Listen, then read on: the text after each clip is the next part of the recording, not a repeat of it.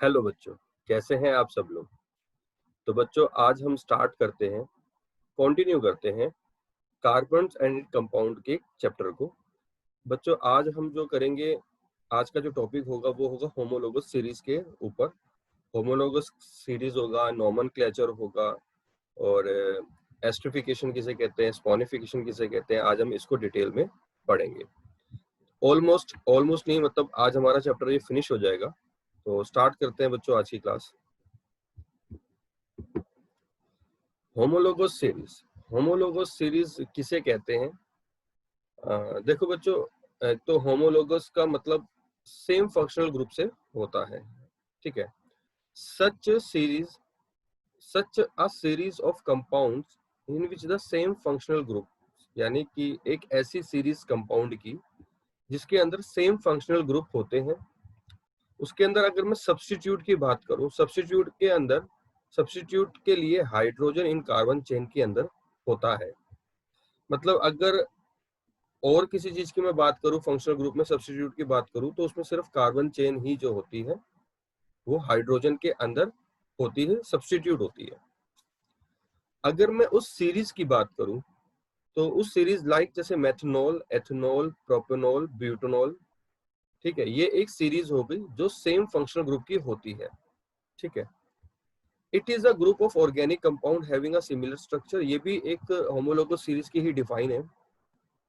Organic compound का एक ये ग्रुप होता है जिसमें सिमिलर स्ट्रक्चर या केमिकल प्रॉपर्टीज होती हैं, in which the successive compound differ by, बस उसके अंदर जो डिफरेंस होता है वो CH2 ग्रुप का होता है, ठीक है।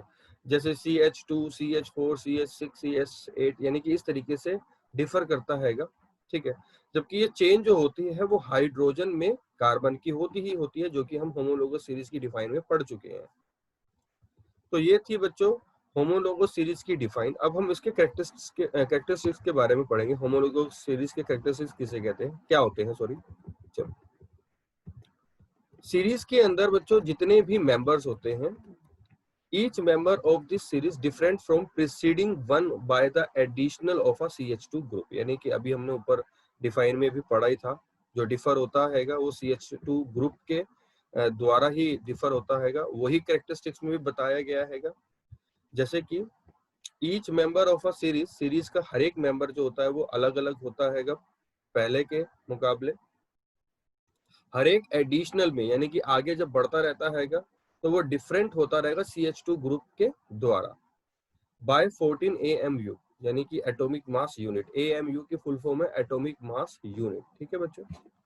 All members of a homologous series have the same general formula, यानी कि अगर मैं बात करूं जितने भी होमोलोगस सीरीज के अंदर मेंबर्स होते हैं, सारे मेंबर्स, यानी कि all members of a homologous series have the general formula जो होता है वो सेम होता है, ठीक है।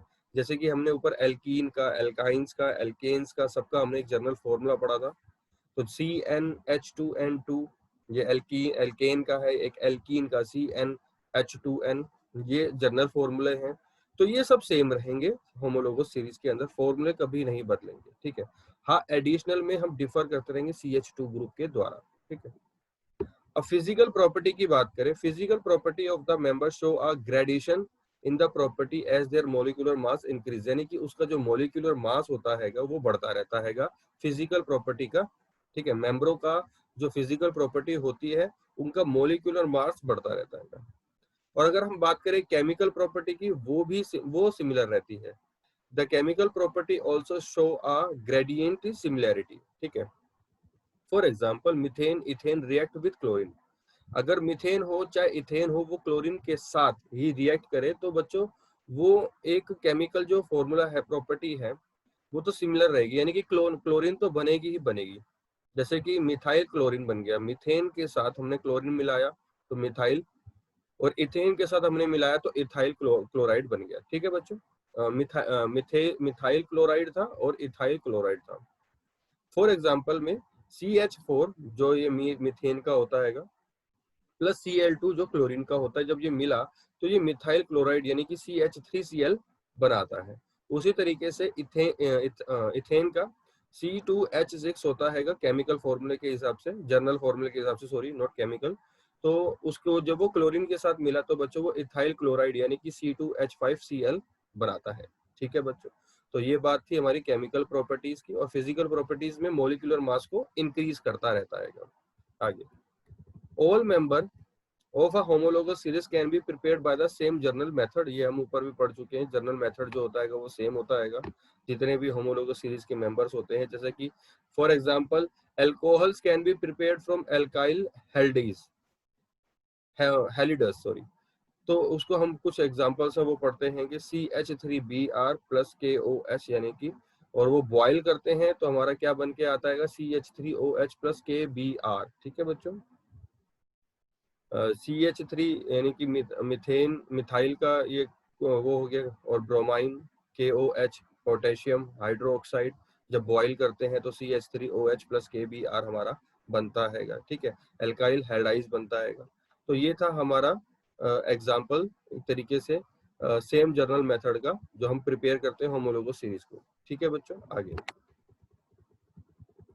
अब हम जैसे नोमेनक्लेचर के बारे में पढ़े थे। नोमेनक्लेचर क्या होता है बच्चों, ये ना सुफिक्स और प्रीफिक्स का एक मतलब कि लिंक होता है, चेन होती है, मतलब अगर मैं बात करूँ तो। ठीक है, जो फंक्शनल ग्रुप का जो नोमेनक्लेचर होता है उसके अंदर कितने सारे जो फंक्शनल ग्रुप होते हैं वो कौन कौन से होते हैं, उसका प्रीफिक्स सुफिक्स क्या होता है, और एग्जांपल भी साथ में दे रखे हैं। तो ये पूरी टेबल बनी हुई है हमारी नोमेनक्लेचर ऑफ फंक्शनल ग्रुप की। ठीक है, जैसे कि हम बात करें हैलोजन की, हैलोजन का जो प्रीफिक्स होता है वो क्लोरो होता है और ब्रोमोन होता है, एक्सेट्रा। उसी तरीके से अल्कोहल का सुफिक्स यानी कि OL लगता है, और एल्डिहाइड का सुफिक्स AL होता है, और केटोन का सुफिक्स 1 होता है। यानी कि ये पीछे पीछे लगने वाले हैं, प्रीफिक्स आगे है, सुफिक्स पीछे हो गया। तो फॉर एग्जांपल के लिए जैसे हमारा यहाँ पर देखा था C3H7 क्लोराइन। ठीक है, तो जो कि बनता है हमारा क्लोरोप्रोपेन। ये एग्जांपल है हमारा एल्जो हेलोजन का। ऊपर से प्रोपोनल बनता है अल्कोहल में। ठीक है, C3H7OH। ठीक है, अब ये ब्रोमाइन की जब हमने ब्रोमोन की बात करी थी C3H7Br। ठीक है, ये ब्रोमोप्रोपेन बनाता है। तो बच्चों ये हमारे कुछ नोमेनक्लेचर के एग्जांपल्स हैं, और उसके टेबल है, या ये पूरा का पूरा इस टेबल को पूरा पढ़ लेना, ये पूछा भी जाता है, एक एक मार्क्स में पूछ लेते हैं। Double bond alkenes, triple bond alkynes, यानी कि ये नोमेनक्लेचर ग्रुप ये जो हमने ऊपर सारा पढ़ के आ रहे हैं ये सारा उसी में से ही है। ठीक है, ये एक पूरा टेबल बना दिया है आपके लिए इजी करने के लिए, ताकि आपको मुश्किल ना हो। ठीक है, तो इसको ये पूरा पढ़ लेना, एक बार देख लेना अच्छे से, आता है एग्जाम्स में, बहुत बार पूछा गया है। चलो अब हम स्टार्ट करते हैं chemical properties of carbon compound की। कार्बन कंपाउंड की केमिकल प्रॉपर्टीज क्या होती हैं? तो सबसे पहले हम बात करेंगे कंबशन की, कंबशन किसे कहते हैं। तो स्टार्ट करते हैं।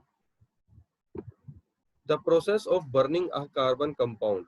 जैसे ही हम मतलब एक प्रोसेस होता है जब हम कार्बन कंपाउंड को बर्न करते हैं हवा में, तो बच्चों हमारे को कार्बन डाइऑक्साइड देता है, वाटर देता है, हीट देता है और लाइट देता है। ये चार चीजें हमारे को देता है कंबशन में। ये हम पहले भी एक बार डिफाइन पढ़ चुके हैं। तो एक ये प्रोसेस होता है कार्बन कंपाउंड को जब हम बर्न करते हैं हवा के अंदर, तो वो हमारे को carbon dioxide, water, heat, light देता है, जिसको हम कंबशन कहते हैं।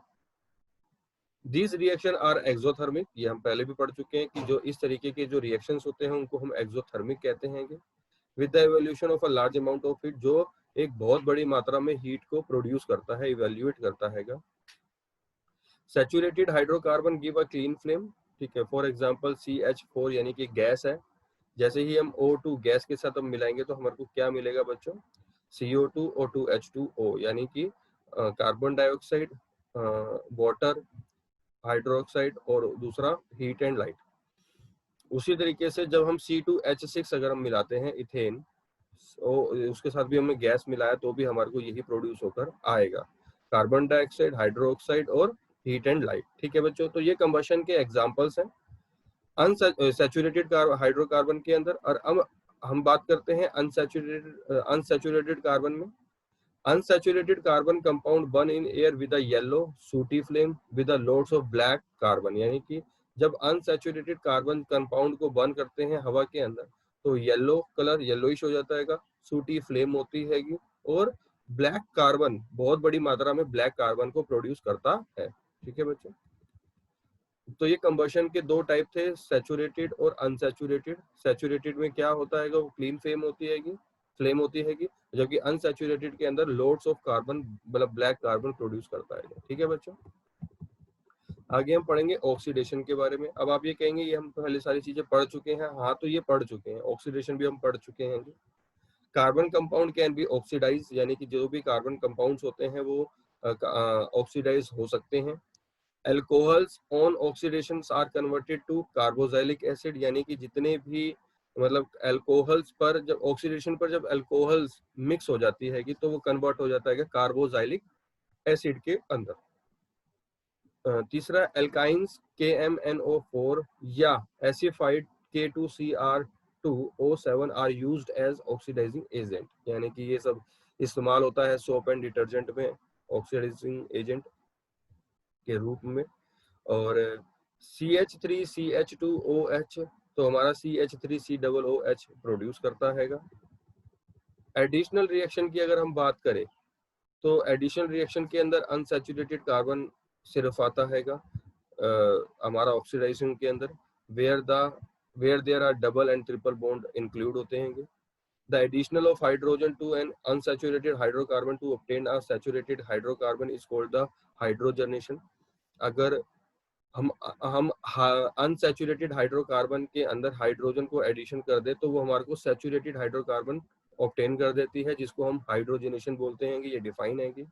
For example ethene on heating with the hydrogen, जब हम इथीन को हीट करेंगे हाइड्रोजन के साथ in the presence of a निकल की प्रेजेंस में या प्लेडियम की प्रेजेंस में, तो वो हमारे को इथेन बना देगा। ठीक है बच्चों, जबकि इथीन जो हैगा ये हमारा अनसैचुरेटेड है, इथेन जो है हमारा वो सैचुरेटेड है। ठीक है बच्चों,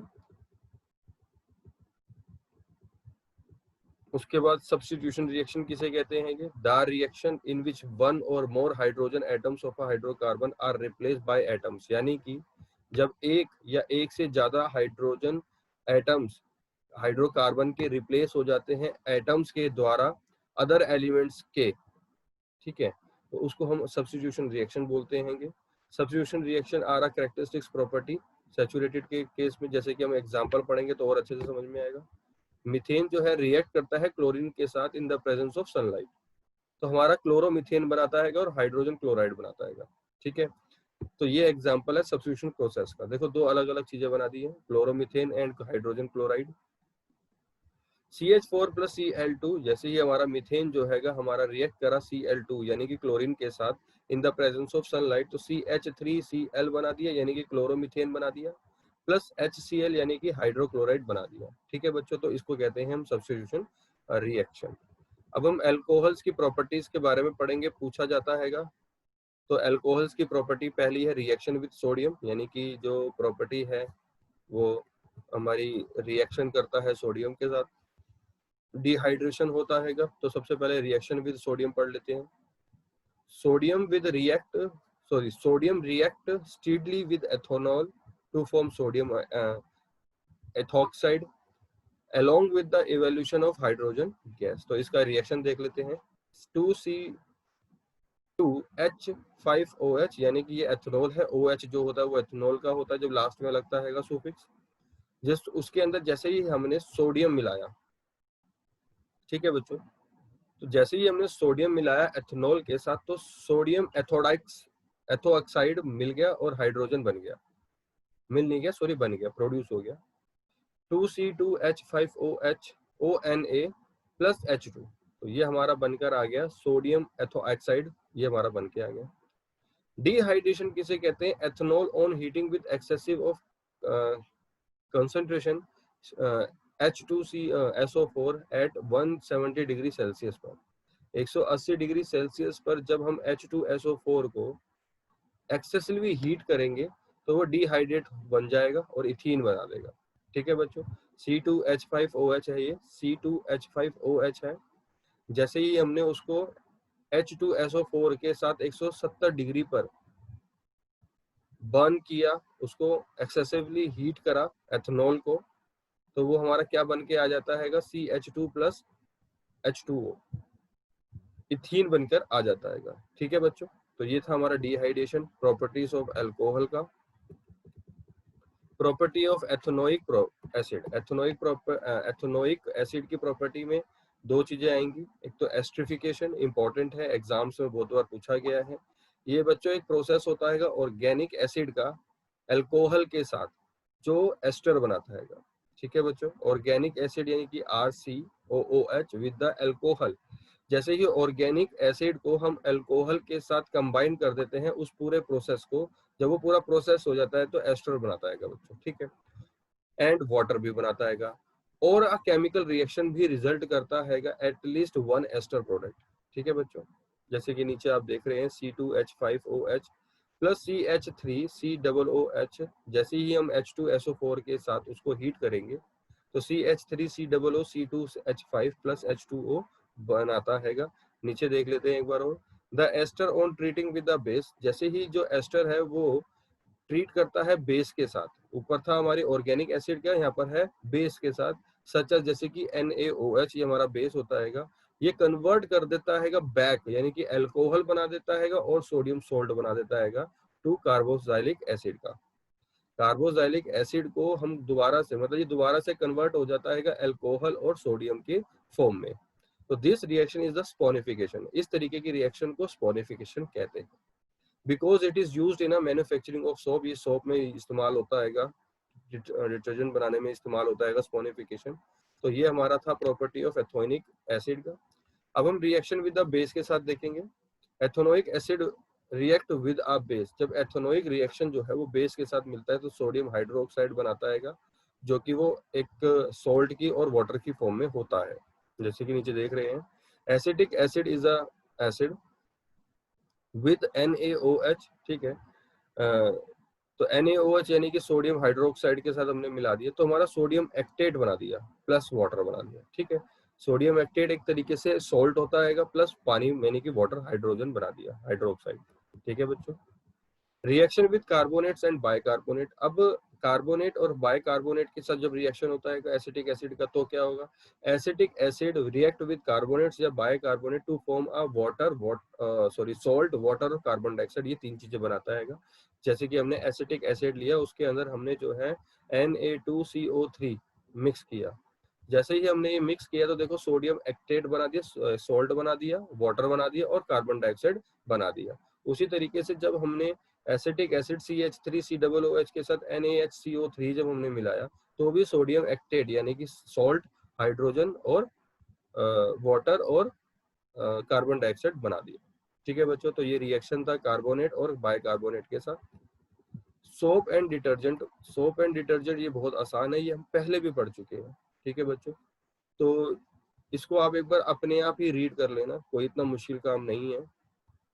तो ये आपके सामने है, इसमें कोई चीज अगर आपको नहीं समझ में आती है तो ये मेरे से पूछ लेना। ये अनवांटेड पार्टिकल्स होते हैं जो डिसलॉजिंग होते हैं क्लॉथ को, स्किन के और क्लॉथ को क्लीनिजिंग करने के काम में आती है। ठीक है बच्चों, तो ये सोप है, सोप एंड डिटर्जेंट, इसके बारे में आप पढ़ लेना। ये मैंने आपको सामने पिक्चर दे दी है, एक बार दोबारा से मैं दिखा देता हूँ, इसको एक बार रीड कर लो अपने आप से, सेल्फ रीडिंग कर लो इसकी। कोई दिक्कत आती है फिर मैं आपको बताऊंगा, लेकिन आपको इसमें कोई दिक्कत आएगी नहीं। तो ये है सोप एंड डिटर्जेंट के पूरा एक चार्ट आपके सामने जो आपको नजर आ रहा है। तो ये हो गया, कुछ नीचे भी है ये। ठीक है बच्चों, ये मैं आपको पूरा दिखा देता हूँ इस तरीके से। तो ये सोप एंड डिटर्जेंट का पूरा एक एक्सप्लेनेशन है, इसको एक बार रीड कर लेना, कोई मुश्किल काम नहीं है। तो ये अगर नहीं समझ में आता तो मैं आपको जरूर समझाऊंगा। तो ये चैप्टर आज हमारा वाइंड अप हो गया, कार्बन एंड इट्स कंपाउंड पूरे तरीके से। और कुछ इसके और प्रॉपर्टीज होंगी, अगर मुझे ऐसा लगेगा तो मैं आपको जरूर और शेयर करूंगा। बाकी ये आप इसको पढ़िए, हमारी तरफ से चैप्टर वाइंड अप हो चुका है। कोई दिक्कत होती है, परेशानी होती है तो मेरे से पूछिएगा। ठीक है बच्चों।